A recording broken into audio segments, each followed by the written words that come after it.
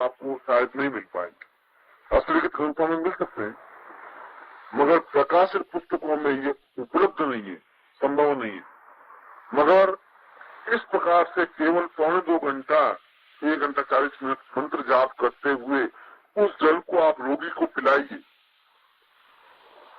और आप स्वयं उसका चमत्कार देखिए कि कितनी रोग में शांति होती है, कितनी रोग में अनुकूलता प्राप्त होती है। यह अभय मंत्र कहलाता है, या इसको अभयकारी साधना कही जाती है।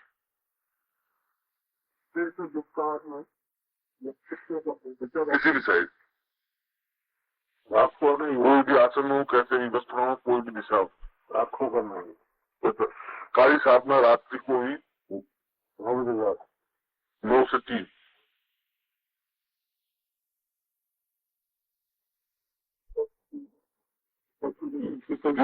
किसी तेल का लगाए।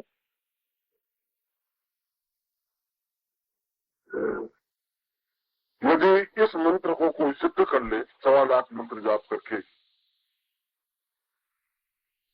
तो सिद्ध करने के बाद किसी भी रोगी के सामान्य रोग को, कैंसर और टीबी की मैं नहीं कह सकता हूँ क्योंकि इसके लिए अलग विधान है, वो सामान्य रोग को, बुखार है, ज्वर है और कष्ट है और पीड़ा है, दर्द है, छटपटाहट है, पेट की तकलीफ है, सिर की तकलीफ है, आप केवल उसके सिर पर या ललाट पर या जहाँ पीड़ा है हाथ रख करके केवल 1 या 2 सिद्ध होने के बाद 1 या 2 बार उच्चारण करें। आप इस बात को देखें कि मेरी बात में कितनी मदद है। मगर उसके लिए 1.25 लाख मंत्र जप करके उसको सिद्ध करना पड़ेगा। तब आपकी उंगलियों में, शरीर में वह विद्युत पैदा हो सकेगी जो दूसरों के दर्द को दूर कर सकता है। और यह एक बहुत बड़ी उपलब्धि है, मामूली बात नहीं।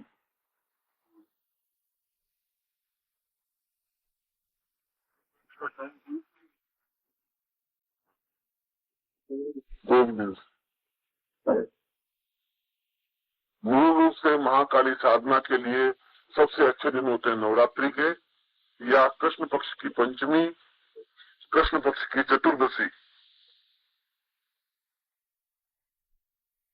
को शुरू कर सकते। कल मैं दोपहर को इसके मंत्र का विधान और प्राण प्रतिष्ठा प्रयोग मैं आपको समझाऊंगा, जो कि आपके लिए ज्यादा उपयोगी है। मैं आपको आशीर्वाद देता हूँ कि आप जीवन में सुरंदो मर्वाण नित्यम पूर्णे मातर जगतां नमामि श्रीशैल मातु भगवन्ति कालीं प्रणमामि देवीं प्रणम्य। मैं समस्त शत्रुओं को नाश करने वाली और जीवन में सभी प्रकार से अभ्युत्थान देने वाली माँ काली की शरण में उनसे याचना करता हूँ कि ये सभी शिष्य जीवन में पूर्णता और सफलता प्राप्त करें, ऐसा ही आशीर्वाद है। महाविद्याओं में श्रेष्ठ भगवती महाकाली के साधना शिविर का आज 20वां दिन है। यह पहला, दूसरा और तीसरा दिन तो उनके अन्वय को, मंत्र को, आयुध को, स्वरूप को समझने के लिए, प्राण प्रतिष्ठा आदि के लिए है। और पिछले 4 दिन मंत्रात्मक और मंत्रात्मक सफलता, सिद्धि और किस प्रकार से वह आत्मनिष्ठ हो सके उसके लिए पूर्वार्ध और उत्तरार्ध। आज इसकी प्राण प्रतिष्ठा प्रयोग जो कि अत्यधिक जरूरी है, वह मैं पहले आपको समझा रहा हूं।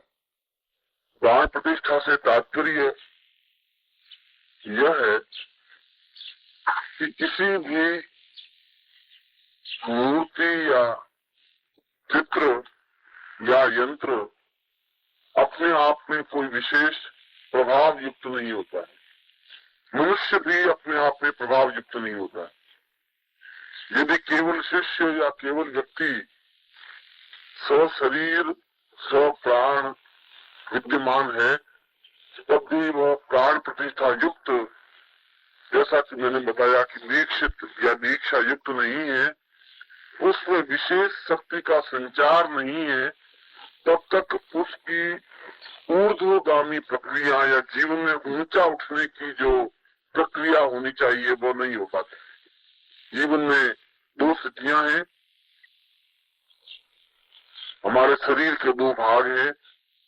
नाभि से नीचे का सारा भाग ग्रस्त भाग है, निम्न भाग है, और उन अंगों का उपयोग करने से मनुष्य ज्यादा से ज्यादा ग्रस्त, ज्यादा से ज्यादा सांसारिक प्रपंचों में उलझता है।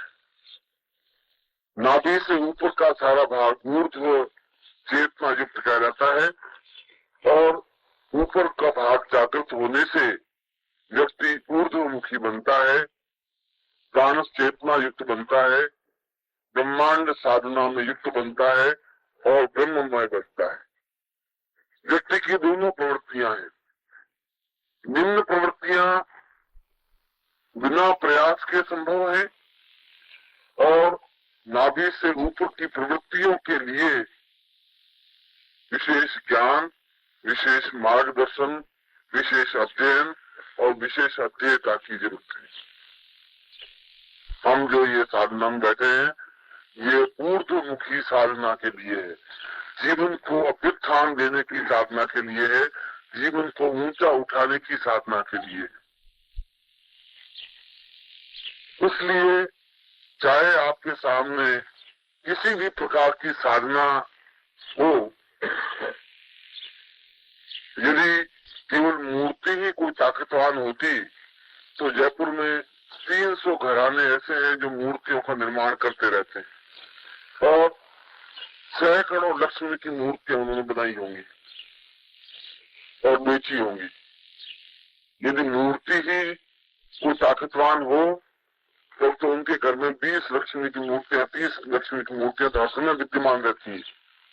हमारे घर में तो पूजा स्थान में 1 लक्ष्मी की मूर्ति रहती है, या मंदिर में 1 लक्ष्मी की मूर्ति होती है, मगर वे जीवन भर दरिद्री के दरिद्री बने रहते हैं, लाते हैं, कमाते हैं और खाते हैं, संपन्न नहीं हो पाते।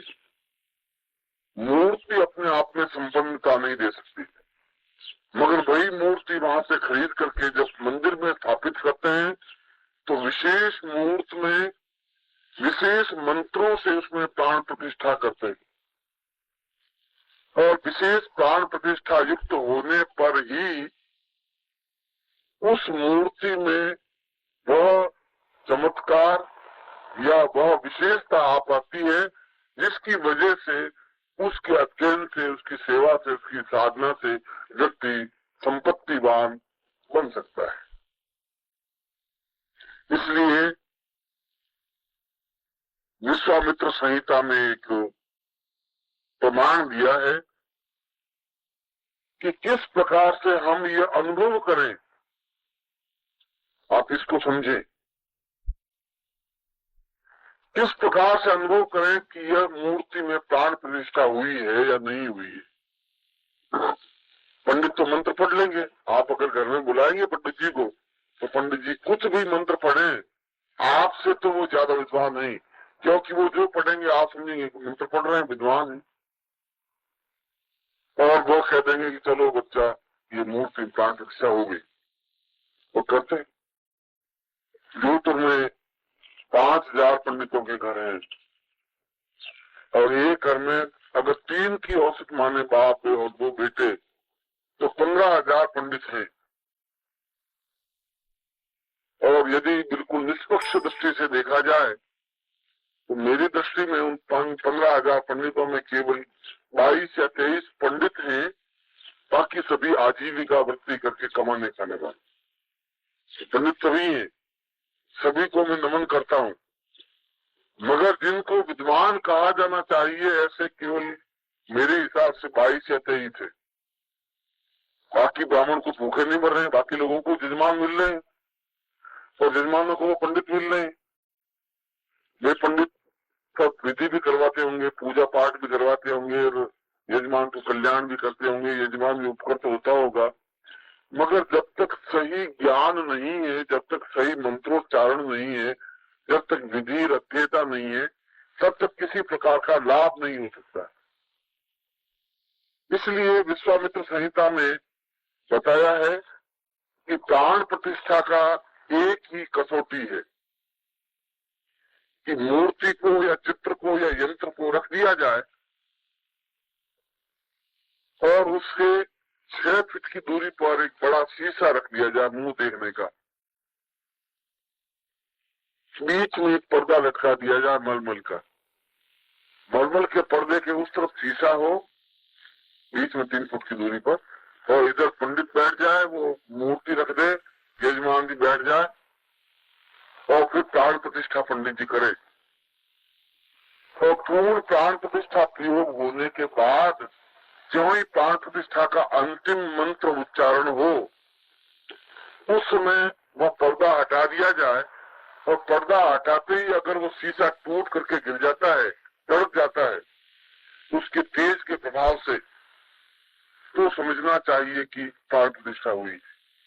और यदि ऐसा नहीं होता है तो केवल शब्दों की लफाजी हुई है, प्राण प्रतिष्ठा नहीं। यह एक कसौटी है। आज के युग में भी यह कसौटी उतनी ही मान्य है जितनी आज से 100 साल पहले मान्य थी। उसमें स्फटिक शिला रखते थे, शीशा मुंह देखने का रखते नहीं थे। तो आज का शीशा जो संवेदनशील हो पदार्थ, जिससे हम तुरंत अनुभव कर सके, ये सीधी सादी कसौटी। यही कसौटी यजमान को जब बिठाया जाता है यज्ञ में, या गुरु जब शिष्य को बिठाता है साधना में, तब उसको भी प्राण प्रतिष्ठा युक्त करते हैं। आप इस समय जो है वे प्राण युक्त नहीं है, जीव युक्त है। जीवन तो है आप में, प्राण चेतना नहीं है। प्राण चेतना बिल्कुल एक ऊर्ध्वगामी प्रवृत्ति है, जीव चेतना अधोगामी प्रवृत्ति है।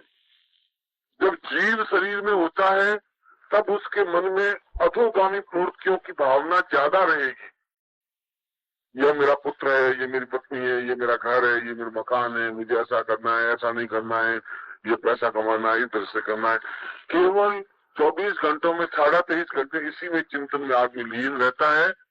ऐसे व्यक्ति जीव युक्त प्राणी कहलाते हैं। और जिनमें ऊर्ध्व चेतना होती है, साधना तक प्रवृत्ति होती है। ऐसे ग्रस्त हैं जो हरदम उनके आंख में आंसू टपकते रहते हैं, झिलमिलाते रहते हैं कि गुरुजी क्या करूं, मैं कैसे साधना करूं, कोई इनको तरीका ऐसा बताइए, मुझे छुट्टी नहीं मिल रही है, व्यापार में अवकाश नहीं मिल रहा है, मगर मेरी इच्छा है केवल साधना करूं। उनकी भी पत्नी है, बच्चे हैं, सब कुछ है, मगर भावना और चिंतन ये है। और जिनमें ऐसी भावना और चिंतन है वे प्राण चेतना युक्त है। यदि जीव युक्त ही व्यक्ति हो तो उसको प्राण चेतना युक्त बनाना जरूरी है। अगर प्राण चेतना युक्त नहीं होता है तो साधना में उतनी सफलता नहीं मिल पाती है जितनी सफलता मिलनी चाहिए। इसलिए प्राण चेतना मूर्ति में भी जरूरी है, यंत्र में भी जरूरी है, शिष्य में भी जरूरी है, आप में भी जरूरी है। और ऐसा होने पर व्यक्ति में स्वतः अंतर महसूस होने लग जाता है। अंदर से विशेष रश्मियां, विशेष किरणें स्वतः प्रस्फुटित होने लग जाती है। स्वतः उसके मन में कुछ भावनाएं पैदा होने लग जाती है कि मैं कुछ करूं। एक तड़प जो पैदा हो जाती है, वह तड़प ही व्यक्ति को पूर्ण सफलता दे पाती है। और प्रत्येक मूर्ति के लिए, प्रत्येक साधना के लिए, प्रत्येक यंत्र के लिए अलग अलग प्राण प्रतिष्ठा प्रयोग है। सैकड़ों मूर्तियां हैं, सैकड़ों देवी देवता हैं, तो सैकड़ों प्राण प्रतिष्ठा प्रयोग है।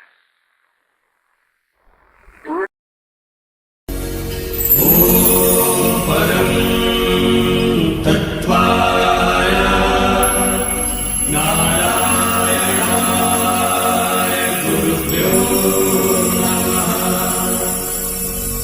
नमस्कार। अगर आप सद्गुरुदेव डॉक्टर नारायण दत्त श्रीमाली जी के शिष्य हैं या फिर उनकी दी हुई शिक्षाओं से और ज्ञान प्राप्त करना चाहते हैं तो हमारी चैनल को जरूर सब्सक्राइब कीजिए और नए वीडियोस की जानकारी के लिए बेल आइकन दबाएं।